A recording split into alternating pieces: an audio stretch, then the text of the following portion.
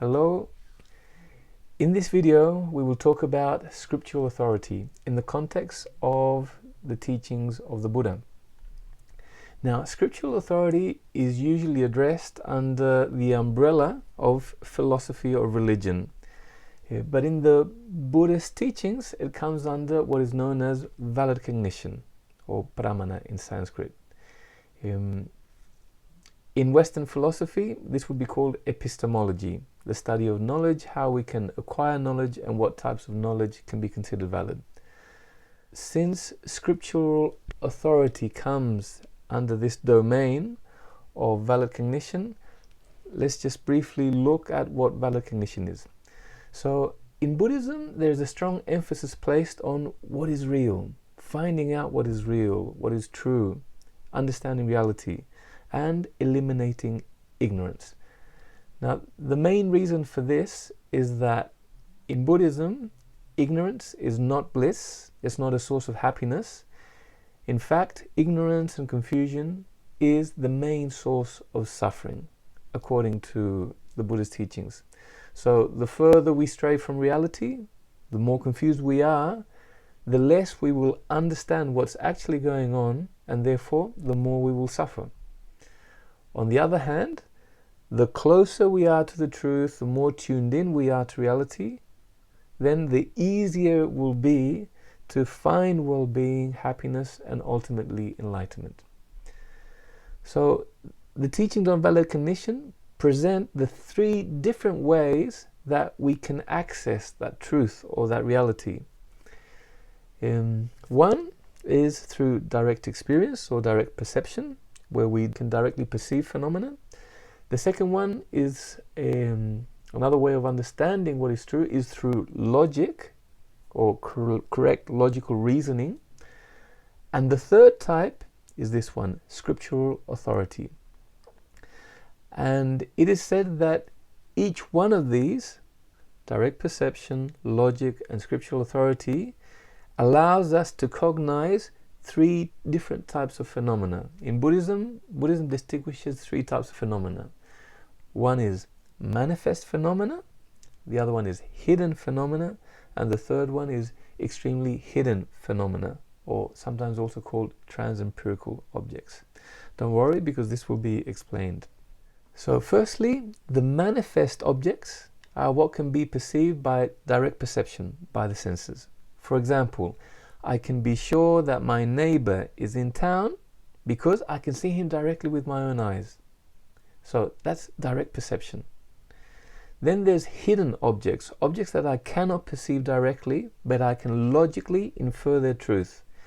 The classical example in the teachings of the Buddha is behind a hill, you can see smoke coming out from behind a hill, and you can logically conclude that there must be fire behind that hill, even though you can't see it. But because whenever there's smoke, there is fire, if you see smoke, then you can infer that there's fire there. And in fact, logical inference is the main tool used for investigating the nature of reality. Okay, so it's a big one. And then, apart from manifest objects like my neighbor who I can see directly, and hidden objects like the fire I can't see directly, then there's extremely hidden phenomena or trans-empirical objects that cannot be perceived directly, are hard to prove by reasoning. And one such extremely hidden phenomena or trans-empirical object is the law of karma, of cause and effect. Now, an example of the law of karma would be that if one acts positively, has the motivation of helping others, then the law of karma would say that sooner or later there will be a positive effect. Benefit for oneself, benefit for the other. And if one acts negatively, then sooner or later there will be a negative effect, whether it be in this lifetime or in future lifetimes. But this is an extremely hidden object or phenomena. It's difficult to see directly or to infer logically. So how can we have trust in these extremely hidden phenomena? In order to have confidence in these types of phenomena, like the law of karma, one has to base oneself on scriptural authority, that it appears stated in scriptures. And here's the key question. What reason do we have to consider a scripture authoritative? Now, here there's two teachers, two scholars called Dignaga and Dharmakirti. They're very famous Buddhist scholars from India and around the 5th century, 5th, 6th century. And they laid down the foundation for Buddhist logic or epistemology. And what they said was that a scripture is authoritative if it is composed by an authoritative person. And then they go on to describe the criteria to be able to identify an authoritative person. So, what is the idea behind this? The idea is that in the case of the scriptures that state the law of cause and effect and rebirth, which is another trans-empirical object, the speaker of the statements that present this dynamic of reality is the Buddha.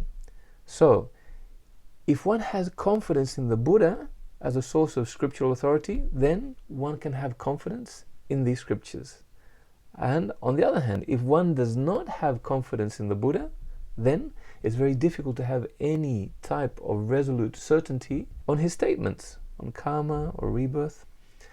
So basically, one needs to have some degree of trust in the speaker. Now, this is the question that Dharmakirti, one of the scholars that I mentioned before, addressed in one of the chapters of his famous work, the Pramanavartika, which means commentary on valid cognition, in a chapter called Establishing the Buddha as a Source of Valid Cognition. And this chapter looks at that very important question. Who can you trust and why can you trust him or her? So, with this exploration, we're being given an opportunity to explore why Buddhists consider the Buddha to be trustworthy. And this chapter in particular gives us the logical tools to help us determine whether or not the Buddha can be accepted as a source of scriptural authority. Now, the other scholar that I mentioned before, called Dignaga, he also wrote a very important text called The Compendium of Pramana. And there he writes a verse referring to the Buddha. It says, "To the one who became a source of valid cognition, who formed the wish to benefit beings, who is a teacher, Sugata, and protector, I pay homage." I'll just repeat this verse. To the one who became a source of valid cognition, and here it's referring to the Buddha, who formed the wish to benefit beings, who is a teacher, Sugata, and protector, I pay homage. Now, in this verse, Dignaga describes the 4 qualities that make the Buddha a source of teachings that have scriptural authority. So, the 4 criteria, the 4 qualities that means that we can trust the Buddha. Firstly, there's the wish to benefit beings, which is considered the perfect intention. Now, he wished for the benefit of all beings, not only the beings of his time, but the beings of all times. So that's the first reason why Buddha is considered a source of scriptural authority. The second, because of perfect application or effort. And what this means is that he really took on the task of following the path and applied himself in the teachings. And this is represented by this second line, or the second description. I'll just remind you. To the one who became a source of valid cognition, who formed the wish to benefit beings, that we've already talked about, who is a teacher.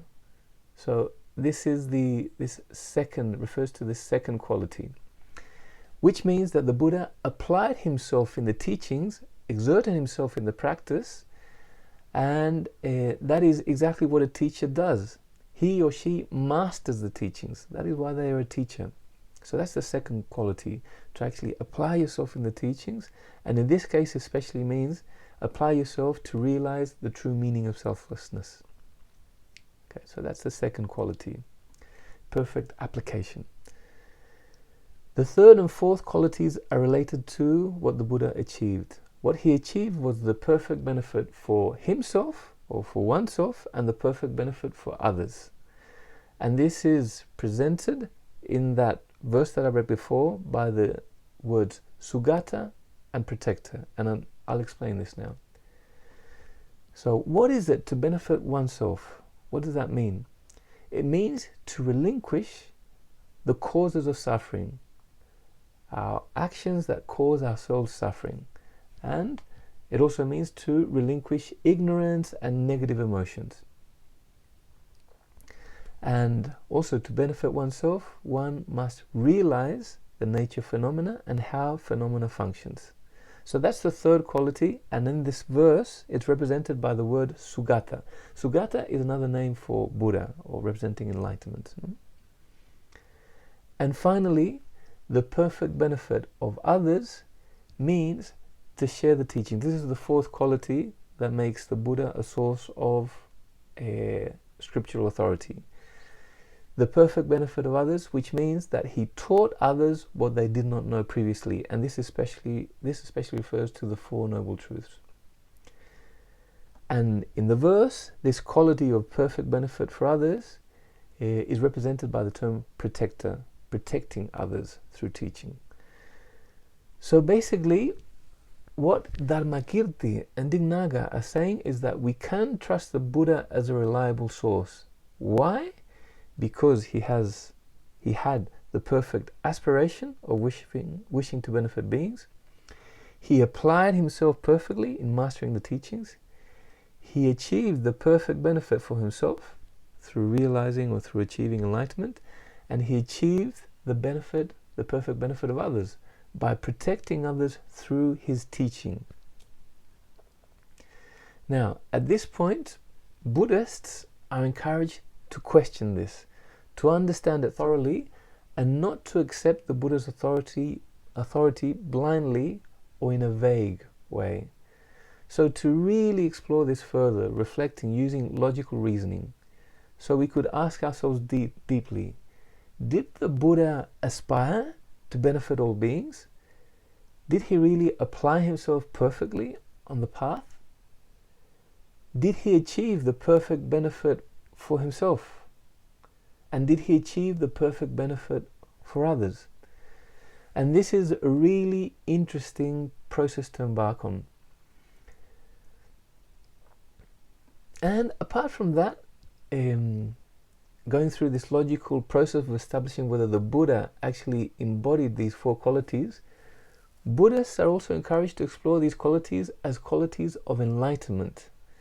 So in other words, it means Buddhists are encouraged to question, does the perfect intention of wishing to benefit others and the perfect application actually lead to perfect benefit of oneself and perfect benefit of others? To really check this in our own experience, or in the practitioner's own experience. So basically, to conclude, the reasons why Dharmakirti and Dignaga present that we can trust the Buddha as a source of scriptural authority is because they consider that he embodied these four qualities: perfect aspiration, perfect application, perfect benefit for oneself, and perfect benefit for others.